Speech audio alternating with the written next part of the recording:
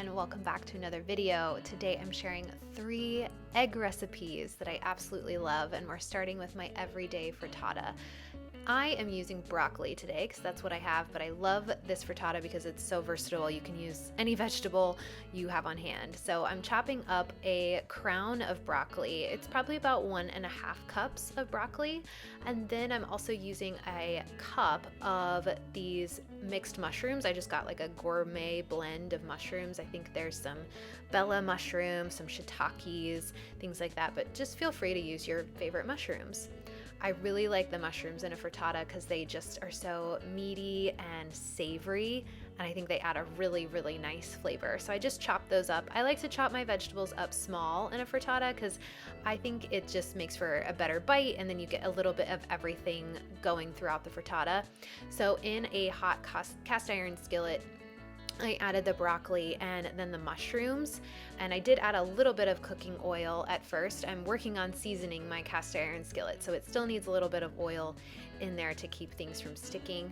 So just let that saute, and then I wanted to show you the eggs that I'm going to use for all these recipes. I get these eggs from a local farm near me, and they're amazing. The color of them is so rich and vibrant. I just think pasture-raised eggs are far superior for our health and for the health of our environment and for the animals. So I highly recommend, if you can find pasture-raised eggs, to go for it. Use 6 eggs for this recipe. I added a half a teaspoon of salt, and then I added some freshly ground black pepper and a half a teaspoon of unmodified potato starch. So this is kind of a fun ingredient that I've been using a lot lately. It's a prebiotic fiber powder from potatoes. Potatoes are a resistant starch, and they make eggs so nice and fluffy and yummy, and then you're getting a little bit extra gut health to go along with it. So I like using it a lot in my eggs instead of heavy cream. And then I also added some chopped garlic, probably about 2 or 3 cloves, depending on how garlicky you like it, and just whisk it together. Then I'm going to add 1/3 cup of cheese. I just use whatever kind of cheese I have on hand. Again, I like something that's from local around me or from grass-fed animals. But if you don't want to use cheese, I recommend using 1/4 cup of nutritional yeast. And I also had some basil on hand. You don't need to add herbs, but if you have any fresh herbs laying around or herbs that you like, go ahead and add those too. It's just a great way to use up any produce or herbs that you have around your kitchen. Then I added the salt and pepper to the mushrooms and the broccoli. I add the salt after mushrooms have been cooking for a while, because if you add it too early, the mushrooms can get kind of watery. So this way they get a nice char and saute going before you add the salt. And then I just turned those around, make sure they were getting cooked on all sides. And the smell of mushrooms cooking in a cast iron skillet, you guys, I cannot describe the love that I feel for that smell.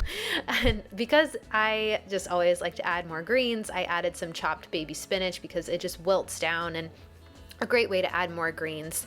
And because I really wanted to make sure that the eggs didn't stick to the bottom of the cast iron skillet, I did add a little bit more cooking fat. I actually rendered bacon fat. I know, I don't know who I am, but I render bacon fat now. And so I added that to the bottom before I added the eggs. You could use avocado oil, butter, or olive oil, whatever cooking oil you like, but those are the ones that I recommend. And then I just kind of smoothed out everything, make sure that every bite has, cheese and veggies. And then you're going to take it off the heat and bake it in a 350-degree oven for 20 minutes, or until the top is golden brown, and it should look like this. I like to let it sit, let it cool for probably 2 to 3 minutes, just make sure it's nice and set. It smells incredible. Then I take a knife around the sides, just make sure that it's not sticking anywhere, and this one wasn't, it was perfect. And then go ahead and cut it and slice it to your liking.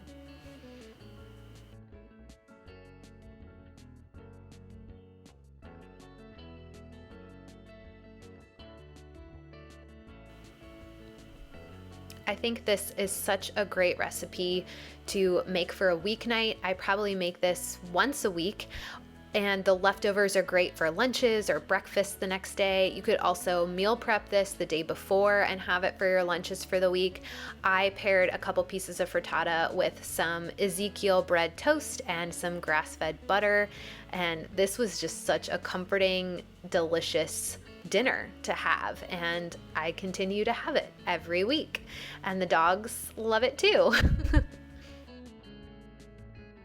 Next up, we're making some basted eggs. So these are kind of like steamed eggs. It's an easier, quicker way of making like a poached egg. You just need some type of skillet. I'm actually using my all-clad skillet that typically would stick if you didn't use any type of oil. But what we're gonna do is pour our eggs into a very hot skillet. And then I'm going to add an ice cube, and immediately that ice cube starts steaming, and you cover it and you wait 1 minute and 30 seconds for 2 eggs, and then you pull off the lid and your eggs are perfectly steamed with a really nice runny yolk. And all you have to do, because that steam gets up underneath the eggs, they lift out of the all-clad skillet super easily. So you didn't have to boil water, you didn't have to do any of that or use oil, and you have these perfectly steamed eggs. And so you just pull them out, set them aside, and then with the pan still hot, pour in some water, and you're going to be able to lift up any of those bits that might have still stuck to the bottom. It's super easy cleanup. You don't have to use soap, you don't have to use oil. Like I said, it's so easy.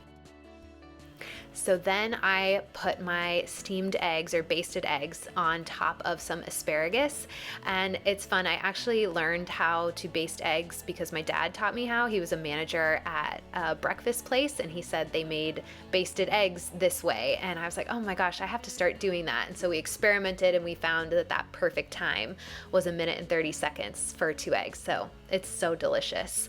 Look at that runny yolk. My next recipe is a 1-minute scrambled egg recipe. I love scrambled eggs, and I like it when they're cooked really slow so they're nice and creamy, but I found a really fast way to do it. So I like 2 eggs for my scrambled eggs, so I broke 2 eggs into a little cup, and then with a little bit of water at the bottom of another glass, I put in a 1/4 teaspoon of unmodified potato starch. I'm using the potato starch again, and go easy on the potato starch. You don't want to like use a ton of it. You want to use like a 1/4 teaspoon, 1/2 teaspoon max. And so I added that to the eggs along with a 1/4 teaspoon of salt as well, just to flavor them. And then I whisked that up so it was all combined. And I combined the potato starch with the water just so it was a nice slurry and I didn't end up with any like clumps of potato starch.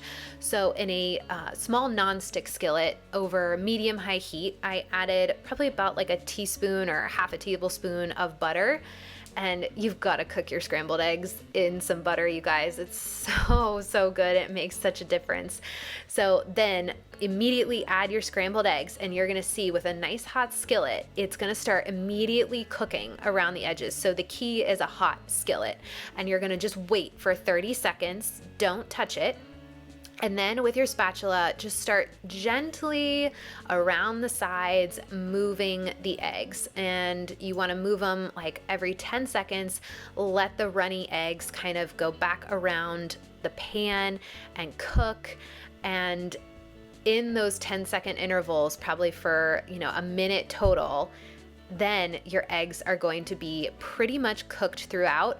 I don't mind if mine are a little bit runny in the center, because by the time you get them out of the pan and you put them on your plate, they're going to be completely cooked but still so fluffy and creamy. And so it's a really quick and easy way to make scrambled eggs.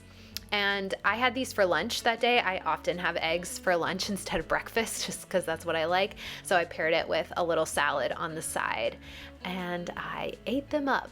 So those are my favorite egg recipes. I really hope you guys enjoyed this video.